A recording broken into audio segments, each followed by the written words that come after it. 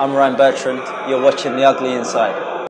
Welcome along to our big match preview. Finally, Premier League football's back. This Saturday, we host Swansea down here at St Mary's. We're hoping for a sellout in our opening fixture. We come off the back of a 2-0 win against Sevilla. Swansea also marred by a one-to-away player this season. They also look like they're going to be a couple of injury doubts for Llorente and Abraham as well, two top scorers. But what are we expecting for Saturday with Swansea? Having said that, we lost 2-1 at the Liberty last season, but 1-0 down here last year. On the face of it, it looks like Swansea are in a bigger state than we are, in the fact that they've already lost Jack Cork.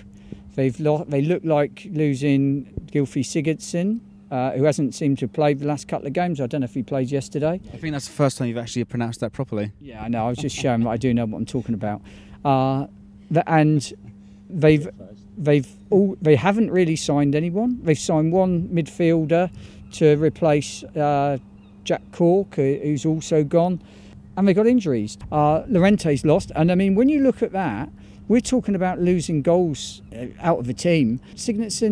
Llorente got, I think, 15 last year, and Sigurdsson got 9. So they've lost 24 goals, and they haven't signed a striker.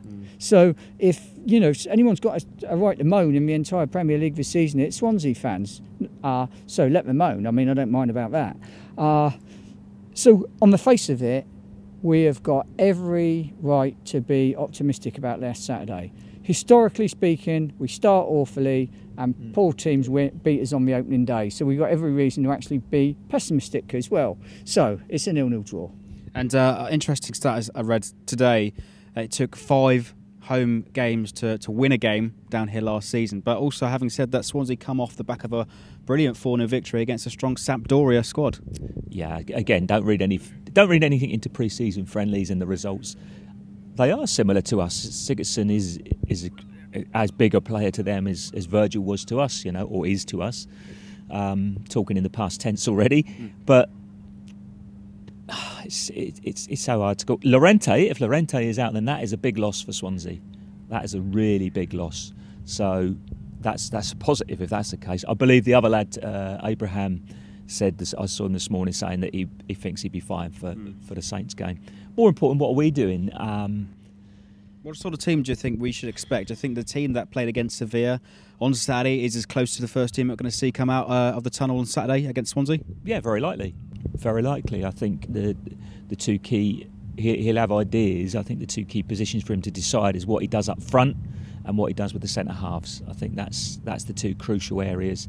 It's a game you'd hope to get at least a point out of. I mean, let's face it, we want 3 points, but you want to get off to something. Like Nick says, we are notoriously slow starters, but let's change it. What are you expecting for Saturday then, Nick? Well, historically speaking, I'm expected to be very buoyant at 5-3, and up past 3.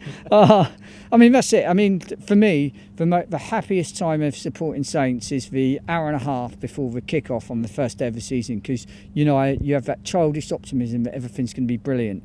And by half-time on the opening day of the season, you're stood there having your dreams crushed again for another year. But as you say, assuming Sigurdsson doesn't play and assuming that Llorente doesn't with a broken arm, then that's 24 goals out. So Swansea scored 45 goals last season in the Premier League. 24 of them were scored by those two players. So that's a big chunk of goals to replace. And they were also one of the worst defensive teams in the league as well. So, on the face of it, this is a winnable game. And we need to win it as well, because we need to bring the feel-good factor back. Yeah. Football fans, we lose to Augsburg and you go on social media and Twitter and you think the world's ended and that we've lost to a combined World 11 and we're the worst team in the world.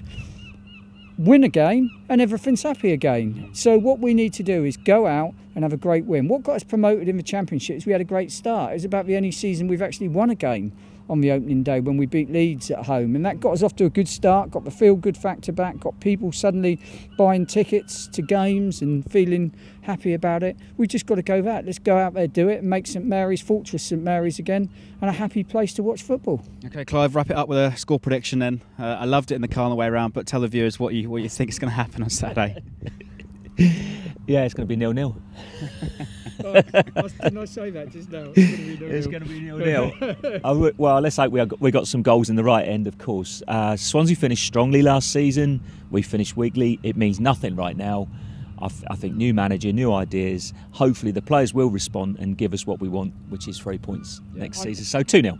Okay, I'll take that. Nick, what about you? Well, I'm hopeful as well. I'm hopeful that I think we're going to concede goals. I mean, we're not going to have a strong enough central defence, so I think we're going to concede a goal, and I'm going to go for 3-1. Well, that's your favourite scoreline, but I'm going to go right in the middle and go 2-1.